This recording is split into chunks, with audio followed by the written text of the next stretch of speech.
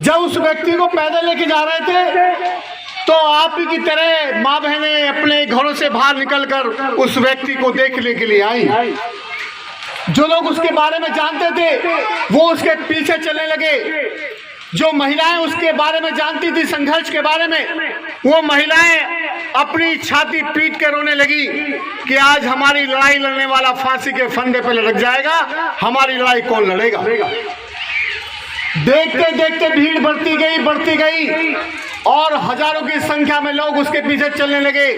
उसका सीना चौड़ा हो गया कि मैंने क्रांति कर दी, अगर मैं मर भी गया तो मेरे बाद में ये लोग अपनी लड़ाई लड़ना शुरू कर देंगे। और जब शहर से बाहर निकला तो भीड़ अपने अपने घरों को लौटने लगी और देखते देखते भीड़ कम हो गई और शहर के दूर और गए तो भीड़ खत्म हो गई। पुलिस ने उससे कहा अब तुम्हारे पीछे कोई नहीं है, बैठ जाओ गाड़ी में, क्यों पैदल चल रहे हो, हमें क्यों पैदल चला रहे हो। तो उसी वक्त उस व्यक्ति ने पलट कर देखा तो दूर उसके पीछे दौड़ता हुआ एक बच्चा आ रहा था। उस बच्चे से उसने कहा सुनो, मेरे पीछे एक बच्चा आ रहा है, मुझे उससे मिलने दो। उस बच्चे से वो व्यक्ति मिला। उस बच्चे ने अपनी विचारधारा को, अपने संघर्ष को ट्रांसफर किया और वही पीछे चलने वाला बच्चा लेनिन बना, जिसने रूस के तख्ता पलट कर दिया।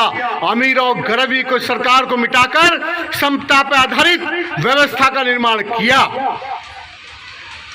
और जब एथेंस में सुकरात संघर्ष कर रहे थे तो एथेंस के राजा ने उन पर राष्ट्रद्रोह का मुकदमा चला दिया।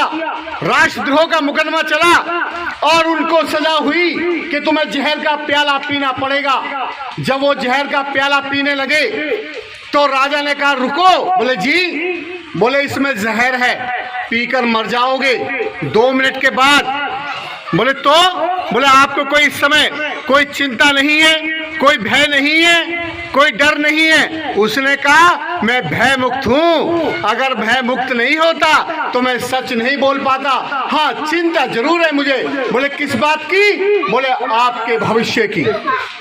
ये बात जरा ध्यान से सुनिए, ऐसी बातें आपको सिलेबस में पढ़ने को नहीं मिलेंगी। ये शोध करना पड़ता है सही नेतृत्व के लिए। तो जब उसने कहा मुझे चिंता है, बोले किस बात की? बोले आपके भविष्य की। बोले वो कैसे? कि मैं तो मर जाऊंगा, 2 मिनट के बाद लोग मुझे भी याद करेंगे और आपको भी याद करेंगे। मुझे सच्चाई के लिए जाना जाएगा, आपको बुराई के लिए जाना जाएगा। मुझे सच के लिए कुर्बान होने के लिए जाना जाएगा, आपको सच का गला घोटने के लिए जाना जाएगा।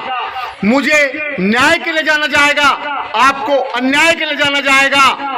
और मेरे चिंतन का विषय यह है कि मैं तो मर जाऊंगा, राजा को न्याय प्रिय होना चाहिए था। मैं भविष्य में वहां स्थापित हो जाऊंगा जहां राजा को होना चाहिए, और राजा वहां स्थापित हो जाएगा जहां मेरे जैसा तुच्छ आदमी रहता है।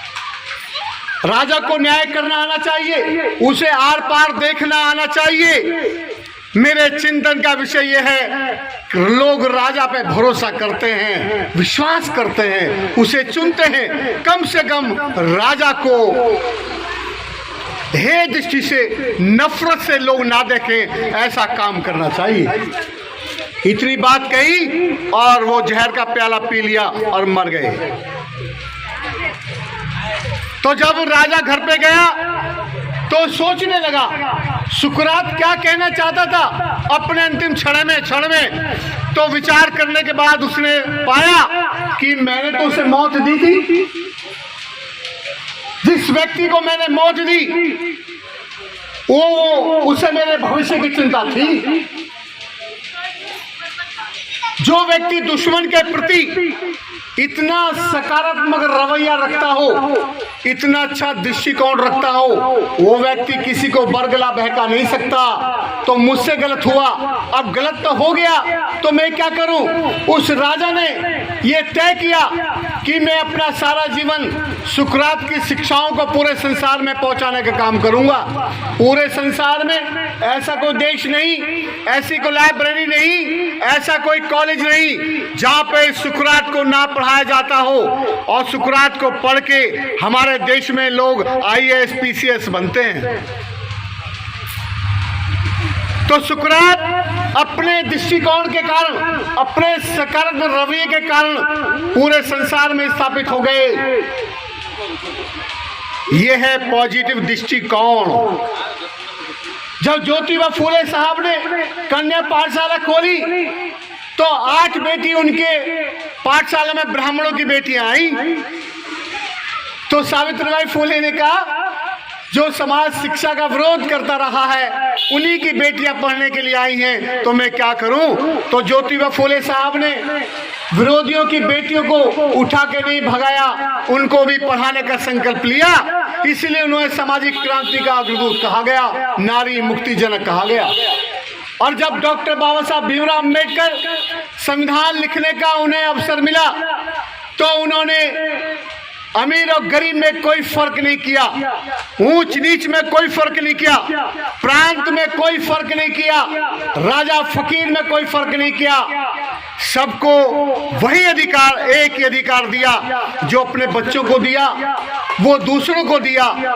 इसे कहते हैं सकारात्मक दृष्टिकोण। इसलिए बाबा साहब को याद नहीं करते लोग, इसलिए याद करते हैं कि उन्हें जब अवसर मिला न्याय करने का तो उन्होंने न्याय किया। लेकिन लोग उनको जाति से जोड़कर देखते हैं। वो किसी की बपोती नहीं है, वो पूरे भारत के मसीहा हैं। बल्कि हमने बाबा साहब अम्बेडकर को लोगों का विरोधी के रूप में पेश किया। बाबा साहब लोगों के विरोधी नहीं थे, वो किसी के धर्म के भी विरोधी नहीं थे, वो पाखंड के, अंधविश्वास के विरोधी थे, वो ऊंच नीच के, गैर बराबरी के विरोधी थे। कैसे?